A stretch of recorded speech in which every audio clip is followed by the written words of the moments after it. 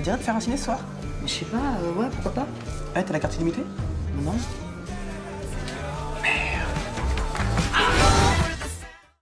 Donc salut Noum, salut Amel. Salut. Ça va bien? Très bien, très bien. Dis-moi, le film, Chelou ton micro. il est un peu gros, ouais. Ouais, il est large. carré et large. Un Ouais. champignon. Ah ouais. C'est un petit champignon de poche non, pour mais poser c'est des questions. intéressant. C'est ça. Au moins, on est vraiment sûr le de- micro qu'on voit. Au moins, on peut pas le mettre dans une poche, mais on est sûr de pas l'oublier. Très bien. C'est ça qui est cool. Mais, ouais. Amour sur place ou importé, le film il commence avec ça. Ah, un café.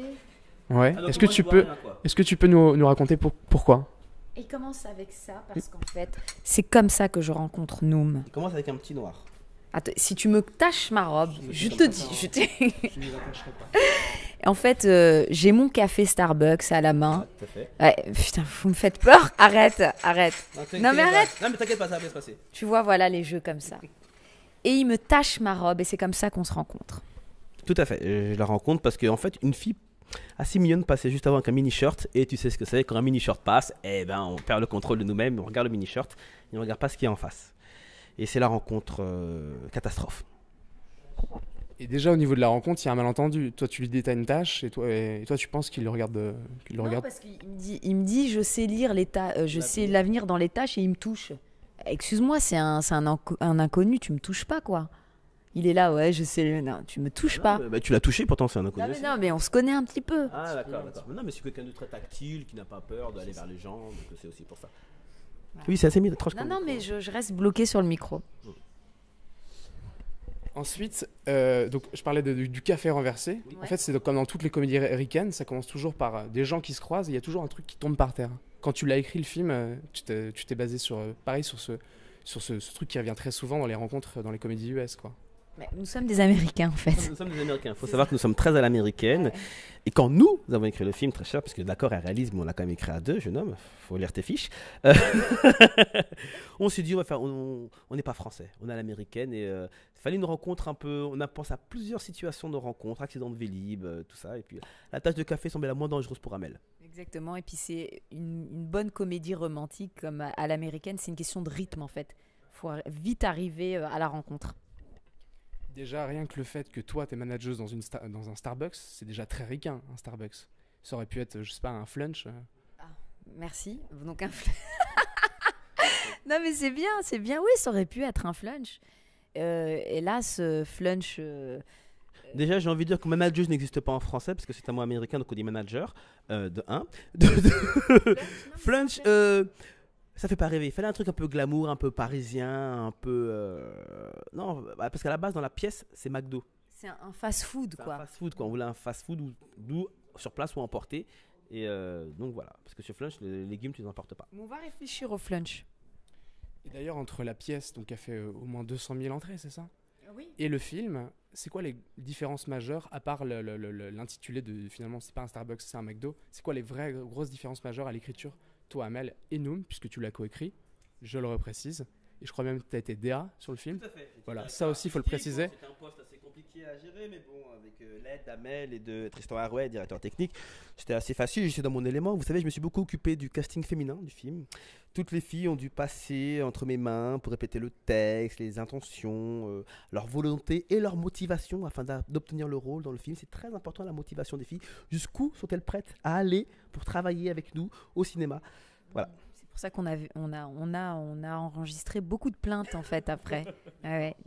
Et des bébés, on ne sait pas. Je les ai toujours pas reconnus et les preuves ADN ne sont toujours pas tombées, donc je ne pense pas que ce soit les miens. Mais pour répondre à ta question, effectivement, tout change. Parce que dans une pièce de théâtre, rien n'existe. On suggère les personnages et au cinéma, on a un budget pour payer des comédiens qui puissent défendre notre imagination, en fait, les rôles imaginaires qu'on avait au théâtre. Voilà. Parce que dans la pièce, il y avait nos meilleurs amis qui étaient esquissés, nos parents, et dans un film, on ne peut pas faire un film avec que nous deux. Donc, écrire toute la vie des personnages, les mettre en scène et leur donner un rôle à défendre, c'est ce qui a été le plus difficile. Et surtout, par rapport au théâtre, il y a des scènes qu'on ne pouvait pas garder à l'identique. Donc, à réadapter, se séparer de certaines scènes, en créer d'autres, ce qui a fait que c'était le travail le plus difficile. Alors justement, ils sont esquissés dans la pièce, mais dans le film, toi, ton meilleur pote, c'est Pablo Poli. Exactement. Toi, c'est Aude Pépin. Tu connais tout, j'adore. Ouais, tu sais bien. Du coup, Aude Pépin, tu l'as dit, c'est toi qui as dû la caster, puisque c'est toi qui as Tout à fait, j'ai casté Aude et j'ai trouvé qu'elle allait très bien avec Amel. Les deux ensemble, même quand tu as joué avec elle, c'était un couple qui fonctionnait bien. Julien aussi. Et on a pris des gens avec qui, en fait, on a fait le casting, on est parti sur des impros et ça collait directement comme si on se connaissait depuis longtemps. Donc c'était plus simple de travailler avec ces gens-là. Alors qu'on les connaissait pas. Hein. On les a jamais vus de notre vie, ces jeunes-là. Il y en a un qui est encore même à l'école, enfin qui est au conservatoire. Aude, tu l'avais vu quand même sur Canal, non, présenter la météo. J'imagine qu'à 7h du mat, peut-être que tu regardes pas la télé. C'est ça le problème, c'est que je l'avais pas vue, mais après je me suis intéressée à ses vidéos, je la trouvais très rigolote, avec une voix incroyable. Elle a une voix... Est-ce que tu t'es intéressé à ces météos? Ah oui, j'ai tout regardé après. À partir du moment où elle est rentrée dans la pièce et qu'on a eu un coup de cœur pour elle, j'ai regardé son travail. Je trouve super. Je trouve qu'elle aurait dû être même au Grand Journal. Donc tu connais en plus la carte de France par cœur maintenant sur le bout des doigts. Mais parce que j'étais Miss Météo aussi, très chère. Ah oui, c'est vrai. Ouais, à l'ancienne. À Lens. C'est une sorte de confrérie de C'est Miss Météo ça. Canal, quoi. Ouais, pendant 6 mois, j'étais Miss Météo. Mais c'est vrai. Raconte-moi Noom, du coup, le rôle de Pablo, ton meilleur pote. Est-ce que tu peux le décrire Je peux le décrire. Alors Pablo, c'est mon meilleur pote, c'est un peu un squatteur qui vit chez moi, qui squatte, qui ne travaille pas, qui a une seule ambition, c'est gagner au loto. Voilà, donc il croit en sa bonne étoile et il a des idées un peu carrées et préconçues sur les filles, et sur la manière dont on devrait draguer les filles et parler aux filles. Un peu brutales parfois, qui peuvent un peu parfois faire peur aussi. Mais au fond, ça reste quelqu'un de sympathique. Ce passage de B12, Oh là là là là là là. Écoutez, voilà. Le micro. Vous êtes témoin. Je voulais dire. Ben voilà, et voilà. C'est terrible parce que ça fait En tout très cas- cliché. Ça fait cliché. Alors Ça qu'il fait... ne Non, faut parce pas. que je voulais dire, ce passage de micro fait penser à un passage de B12. J'ai dit passage Ok. de... En tout cas, moi, j'en ai jamais vu un aussi large que ça. Ah, Ouais. t'es jamais allé à Amsterdam alors. C'est ça, Parce c'est que ça. je peux te dire que- Je suis allé à Amsterdam, mais j'ai Ah ouais. large de 10 cm comme ça, jamais. Dis-moi, donc aucune transition avec Amsterdam, mais on va parler un peu danse. Et du coup, est-ce que tu peux me raconter, Amel, comment on peut avoir le boule de Beyoncé finalement? Eh bien, il faut faire ce qu'on appelle des squats. Des squats, Voilà. des squats, C'est un un mouvement. mouvement de genoux. Tu montes et tu descends. C'est ça. Ou sinon, il y a la chirurgie esthétique qui existe aussi, qui marche plutôt pas mal. Ou il faut manger beaucoup de poulet épicé. Le poulet épicé a le pouvoir de faire grossir les fesses. Donc en gros, manger KFC et sinon suivre les cours de Non, on ne cite pas de marque. On a dit Flunch, McDo et KFC, c'est bon, on a le quota. De toute façon, on ne sera pas ennuyé. C'est vraiment très équilibré tout ça. C'est vraiment. Mais ça ne concerne que nous, hein. Attention. Et du coup, je disais donc manger poulet épicé et sinon suivre les cours de Fabrice Eboué. Est-ce que vous pouvez me raconter du coup la scène, toi avec Aude Pépin? Oui, alors c'est une scène où on prend un cours de danse, notre cours de danse, avec notre prof de danse adoré qui s'appelle Bernard dans le film, qui est Fabrice Eboué. On a trouvé que c'était super rigolo de le mettre dans un rôle qui est complètement à l'opposé de lui. Et du coup, je vous invite à voir la scène. Exactement. Fabrice Eboué en fuseau avec un t-shirt coupé jusque-là de façon flash dance. Ça, c'est Ouais. marrant. Écrit Leroy sur son t-shirt. Fame.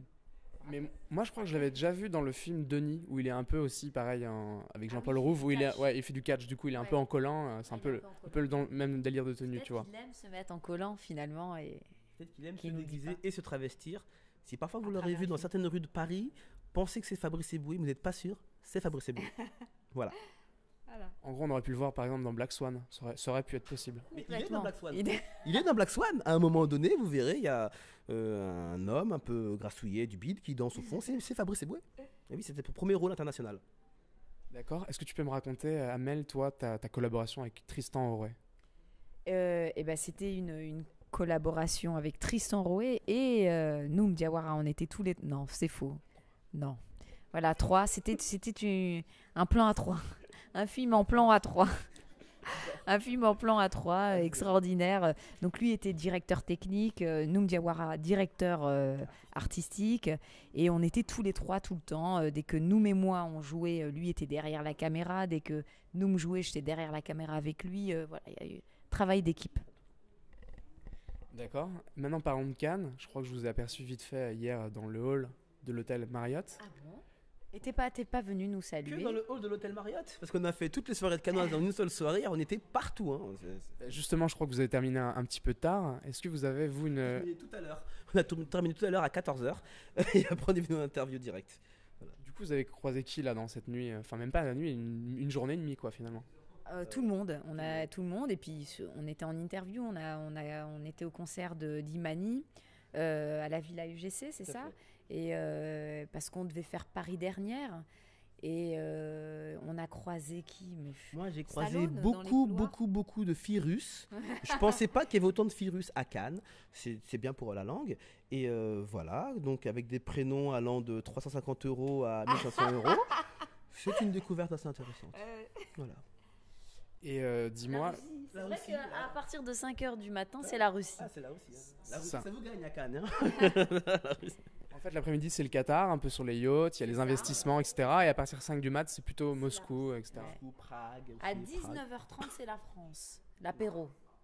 Voilà, en apéro. Et dis-moi, Noom, j'ai vu une interview, alors c'était peut-être, tu as sorti ça à l'arrache, mais en fait, tu disais, moi je kifferais faire une émission, tu avais proposé une émission de danse, type Danse avec les stars. Ah oui, on m'avait demandé si je voulais participer à Danse avec les stars. J'ai dit pourquoi pas. Tu le ferais, sérieux Après avoir vu Fauve, Tu je le ferai ferais tout ce que Fauve me demande. Non mais sérieux. Après avoir vu Si Fauve. on te dit demain tu fais Danse Danse avec avec les stars et t'es en binôme avec Fauve, tu le fais ou pas? Bien sûr. Ah bien sûr, je danse avec Putain, Fauve. t'es fort, hein. Ah, bien sûr. Du coup, c'était dans cette interview-là que tu avais dit, je kifferais me voir un peu en Patrick Swayze ou John Travolta. Exactement. Parce qu'un de mes films préférés, ça reste Grease. Et j'adore. Et j'adore toutes les comédies musicales, la danse, la musique, j'adore ça. Donc pourquoi pas. Et Point Break aussi, j'imagine. Point Break, c'est difficile parce qu'il fait du surf et je sais pas très bien nager. Donc j'éviterai Point Break. D'accord, et du coup, en parlant de stars, je suis désolé, mais ni Travolta ni Patrick Swayze sont là.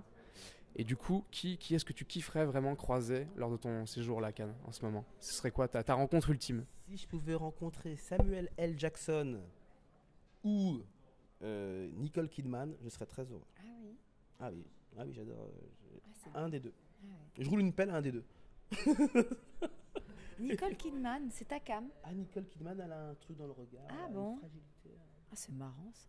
Ouais, j'aurais pas cru. Ouais, pourtant. Ah ouais. Moi là, j'arrive tout juste de la Croisette. Ouais. J'ai croisé des types en fluo. J'ai croisé un C'est sosie. c'est la mode hein. Ah ouais, c'est le fluo cette année à Cannes. Ça faisait 10 ans que c'était le smoking. Et là, c'est plus le fluo. Ah ouais, on a remarqué ça aussi. Ah, j'ai pas fait trop attention au Ah, fluo. on moi. s'est fait la réflexion. J'ai l'impression que c'est 2014, c'est couleur vive quoi. C'est, ah ouais. Bah, vous savez, pour les Africains et les Aérois, la couleur vive, ça n'a jamais été là. C'est toujours été de la mode depuis des années. Vous savez, nous, on est précurseurs dans le fluo, je pense. Hein.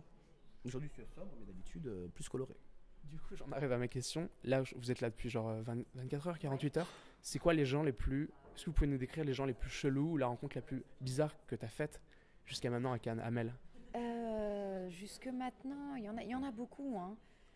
Bah, si, moi, c'était hier soir au Baron, j'ai croisé un gros travesti avec une perruque rose fluo qui m'a dit fais gaffe, ici c'est dangereux. Voilà, Oh, merde.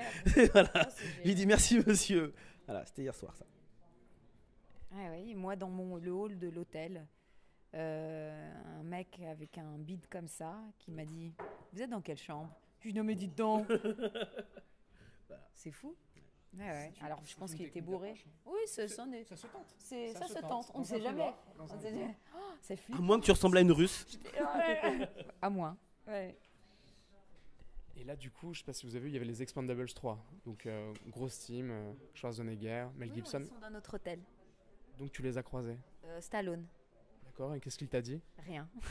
Est-ce qu'il a vu Amour sur place ou Emporté? Et non, il l'a pas vu. Il l'a pas vu, hélas. Et quel rôle tu t'aurais pu lui confier dans le film? Le rôle, peut-être le rôle. de danse. Exactement. Stallone en prof de danse, Oui. je pense que là, on était au top. Est-ce qu'on aurait pu imaginer Fabrice et Sylvester Stallone, du coup, en deux profs de danse? Ça aurait été, je crois, un grand moment. Qui se chamaille pour une chorégraphie. Non, je pense qu'elle devrait faire ça, mais non, pas comme ça. Tu n'as plus l'œil du trick, Fabrice. Ouais, tu sais. Peut-être. Cool. Bah écoute, merci. Là, vous restez encore à Cannes pendant combien de temps? Jusque demain.